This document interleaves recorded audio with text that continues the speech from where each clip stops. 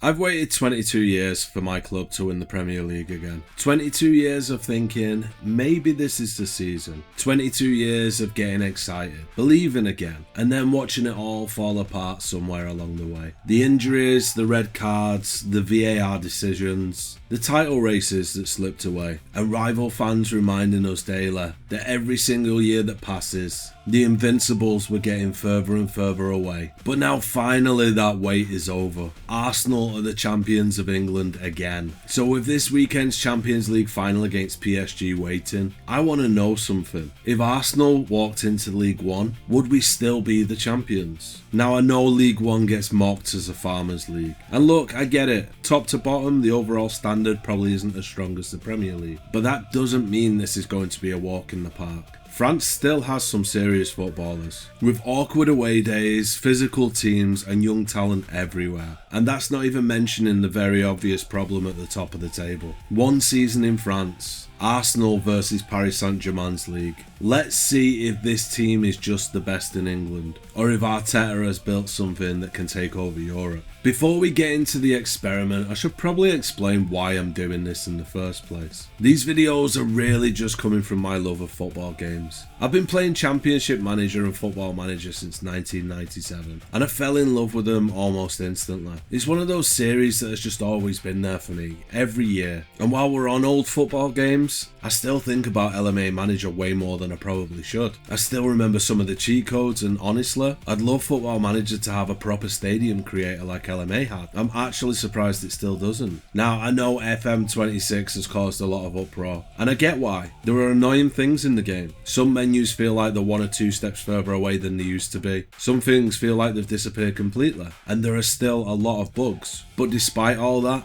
I do quite like it. It's flawed, definitely. It annoys me more than I'd like. But underneath the rough edges, it's still Football Manager, and I still get completely pulled in by it. So that's what this new channel is going to be all about. Football experiments, ridiculous what-if scenarios, and a lot of love for a type of game I've been playing most of my life.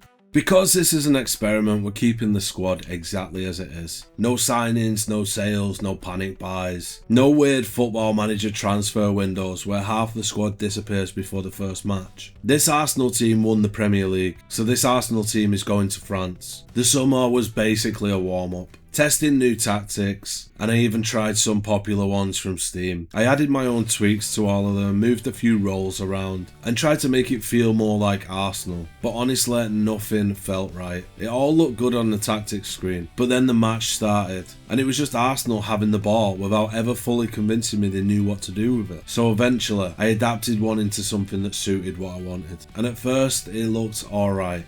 We beat Metz and then we beat Toulouse. Not comfortably, but I wasn't looking for comfort. I was looking for the 3 points. But then came Marseille. And this was where League One stopped being a cute little experiment and started feeling like a proper problem. I expected Marseille to be difficult. After all, they are Marseille. You don't go there expecting a quiet afternoon. But what they gave me was horrible. A back 5, 2 defensive midfielders and a low block all game. 3 forwards ready to counter with pace whenever we lost the ball. And they beat us easily. Not luckily, not through one dodgy highlight, easily. The annoying thing is, it felt very Arsenal. Everyone behind the ball, no space between the lines, no room to breathe. Then one loose pass and suddenly you're chasing a game that was never supposed to get away from you. At the time, I told myself it was a blip. New league, new tactic, away to Marseille, these things happen. But looking back, that game was not a one-off, it was a warning sign.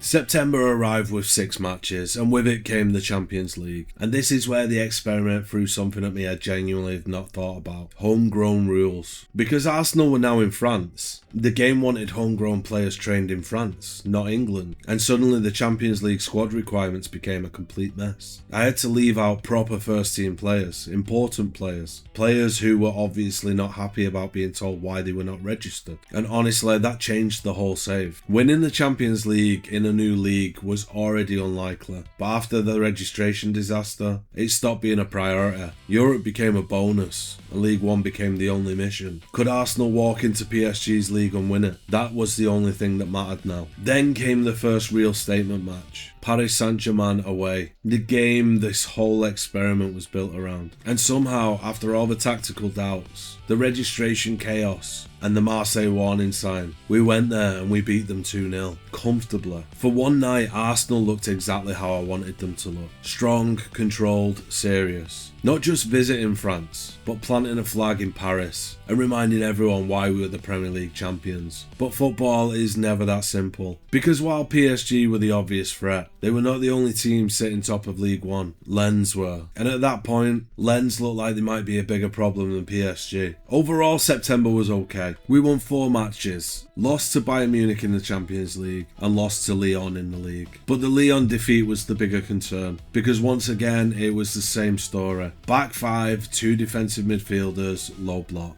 That was when I realised Marseille had not exposed the one-off weakness. They'd shown the rest of France the blueprint. Sit deep, crowd the middle, wait for us to get impatient, and hit us when the space opens up. Suddenly League 1 didn't feel like a farmers league. It felt like every away game was going to be a fight in a phone box. Gyokeres was doing well, but too many others were not giving enough to the team. The whole thing had that weird football manager feeling, where you sign 11 new players at once and they all need time to settle in. Except we hadn't signed anyone. Same players, same quality, new country, new tactical problems, and new pressure. October arrived and things still hadn't really clicked. The funny thing was, in League 1, you didn't actually have to be great to stay near the top. Nobody was running away with it. PSG was stumbling, Lens were the surprise leaders, and we were somehow close enough to make it look like a title challenge. But underneath that, I knew we had a big problem. First up was Rennes. Back 5, 3 defensive midfielders. At this point, I didn't even need to see the match start. I already knew what kind of afternoon it was going to be. And somehow, even after going up 2-0, we still didn't win. All we could manage was a draw. Next up was Lorient. Same story, same defensive shape, low block, bodies everywhere. No space, no rhythm, no answer. Yet another draw. Then we faced Atalanta in the Champions League, and again we couldn't get the job done. We weren't collapsing, but we weren't convincing either. Then came Lens, top of the league, and weirdly, this was the one I felt more confident about, because they actually played with a back 4. That meant space. That meant there was actually a game, not a battle. That meant Arsenal could breathe. And suddenly, there we were, a comfortable 2-0 win. Just like that, we went to the top of League 1. The table looked good, the headlines looked good. Arsenal top of the league in France. But I didn't fully trust it, because beating Lens didn't solve the problem. It just avoided it. So I decided to change things at this point. Try to save the save, so to speak. The throw the caution to the wind approach wasn't working for me. Trying to batter teams into submission was just leaving us open, and it was making us frustrated and predictable. New shape, new style, more control, more patience, and much less desperation. The first test came away at Lille, and of course, they played a back 5. The perfect test. This was the moment to see if the new idea fixed anything. It didn't seem to. We lost 2-1, and honestly, we never looked like winning. By the end of October, we were still in the title race, but this didn't feel like a team taking over France. It felt like a team getting found out, one low block at a time. November started with something we badly needed, a proper performance. We beat Bilbao comfortably in the Champions League, and even though Europe was already hanging by a thread because of the registration mess, it still mattered. Not for the competition, but for the feeling. We needed to see this team play like Arsenal again. Next up was Nice. 7-2. 7 goals. This was the first time in the experiment where the attack fully arrived in France. No overthinking, no blunt possession, no waiting for someone else to solve it. Just goals, movement, chaos. And Bukayo Saka deciding League 1 was going to be his personal playground. A very special performance. And honestly, I am all for turning football matches into basketball, as long as we score more than they do. After that, we picked up 2 more league wins. And for the first time in a while, it genuinely felt like things were starting to click. The football was sharper, the attack had more life. We were not just surviving games anymore, we were hurting teams. The month ended with a loss to Galatasaray in the Champions League.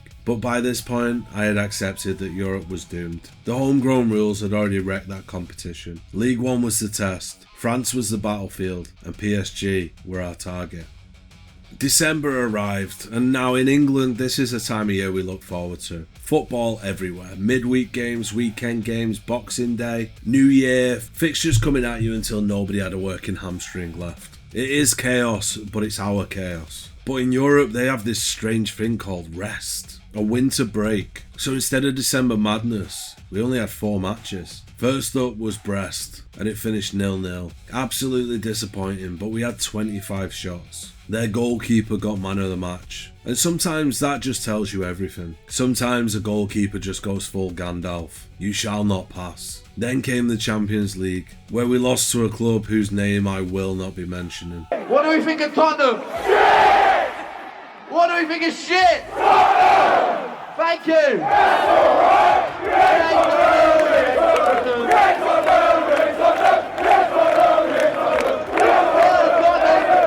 After that, we bounced straight back, beat Nantes 6-2 and got through the first round of the French Cup. So overall, it was still going well, but there was a problem. PSG were finally waking up. Lens had started to fall away, which was always the question with them. Could they keep up that early pace, or were they just borrowing top spot for a while? By the end of December, PSG were top of the table. That poor run in October from us, the draws, the drop points, the games where we couldn't break down the back five, all of it was now coming back to bite us. Because this is the thing with a title race. You can have a good month later, but the table does not forget the stupid points you dropped earlier. We were playing better though, we were scoring a lot more. Saka was absolutely flying, but PSG were ahead. So now the mission had changed. We had to maintain the form, keep winning, and wait for PSG to slip up. January arrived, new year, new me. Unfortunately, that makes absolutely no difference when PSG decide to win every single match, score 20 goals and concede just 2. Thankfully, we did our job as well. We won every match, and that mattered, because the title race was properly heating up now. PSG was setting the pace, and we had to keep matching them. The good news was we only conceded 1 goal all month. After all our problems earlier in the season, especially against back fives and low blocks, it finally felt like we'd fully adapted to France. The players were stepping up. Eze was excellent. Martinelli looked dangerous. Saka was Saka, which is basically cheating in this league. Gyokeres kept giving us that proper striker threat up front that we needed. And behind them, Raya, Timber, Saliba, Gabriel and Calafiore gave us the base we could actually trust. I felt like we had full control, which of course meant Football Manager had to find another way to ruin my life. Because what I did not expect in this season was players suddenly deciding they wanted to leave. Declan Rice, Leandro Trossard, Gabriel, Miles Lewis-Skeller, all attracting big money offers. Now because this is an experiment, nobody is leaving. No signings, no sales. That was the rule from the start. So I rejected the offers. And they rebelled hard. In older Football Manager games, this is where I would have gone full dictator. Straight to the reserves. Find them every week until the morale turned into dust. But FM26 has different ideas, because apparently there's no find player action. What the hell, Sports Interactive? That was my favourite part of the game. So instead of punishing them properly, I had to just carry on. I had to keep picking them, keep playing them and keep pretending everything was fine. And somehow playing them through the problems made it worse. Who would have guessed? The whole squad turned against me. On the pitch, we had finally solved the football problem. Off the pitch, I'd created a civil war. Finally, PSG gave us something. They drew the first 2 games of February. After January, where they basically turned into a cheat code, this was the opening we'd been waiting for. And thankfully we took it with both hands. Wins over Lyon and Paris FC moved us to the top of the table. But football loves timing, because next up in the league was the big one, Arsenal versus PSG, the match this entire experiment has been building towards. Before that, we had Bayern Munich in the Champions League knockout phase. Somehow we were in the knockout phase. With that homegrown registration mess, I'd basically treated the Champions League like a competition for youth players. I still do not really know how we got there, but we were there. So against Bayern, I decided to be horrible. Sit in, defend, and try and nick something on the counter, just like I'd had done to me earlier on in the season. And somehow, it worked. We won 1-0. A 1-0 lead to take back to the Allianz Arena. But first, we had to deal with PSG. Full strength, fully rested, top of the table on the line, everything to play for, and the lads came out with one of the most spineless performances I've ever seen. We lost 1-0, but that scoreline is incredibly kind to us. We managed just 1 shot on target all game. PSG had 11 on target, and the only reason our goal difference did not get destroyed was David Raya. It wasn't just a defeat, it was a weak defeat, and those hurt more. So we went to Bayern next for the second leg. And those tactics from the first leg didn't work now. Bayern absolutely battered us. Whatever dark magic got us that 1-0 lead in the first leg didn't travel to Germany with us. The Champions League dream ended. No complaints. Europe was never the priority. Thankfully, in our next match, we got back to winning way against Rennes. But by the end of February, the table was brutally simple. Arsenal and PSG were level on points. They had a much better goal difference. But there's 10 games left. If we wanted to win League One, we were probably going to have to be close to perfect. Then came the run-in, the final 3 months of the season. This is where you find out who has the legs, who has the nerve. This is where champions are made. And thankfully PSG blinked first. They lost the opening game of this run-in. We went to Lorient and did our job, and suddenly Arsenal were top of League One. Then we faced Lens, win. Then Lille, win. And now I was starting to believe. Not cautiously, not sensibly, proper Arsenal fan dangerous belief. The kind where you start checking the remaining fixtures, pretending you're not doing the maths in your head, while you're absolutely doing the maths in your head. Then, on the final game of March, PSG were held by Brest. That was the moment where it started feeling very real. This was doable. After all the low blocks, the tactical mess, the Champions League disaster, the squad turning against me, the Marseille warning sign, and the PSG away disaster, Arsenal were in control. April arrived and this team turned into champions. 4 league games, 4 wins, absolutely flawless. There was an unfortunate mauling by PSG in the League Cup semi-final, which I'm choosing to treat as a deeply unserious competition that stopped mattering the second we lost. That is not bitterness, that is football heritage. But in the league, we were perfect, and that's where it mattered. And while we were still being perfect, PSG slipped again. A draw and then a loss. And suddenly this was all ours to throw away. They could still win it technically, but it would take a huge collapse from us. And after everything this team had already put me through, I wasn't completely ruling that out. Because this is Arsenal, and I have lived through way too much.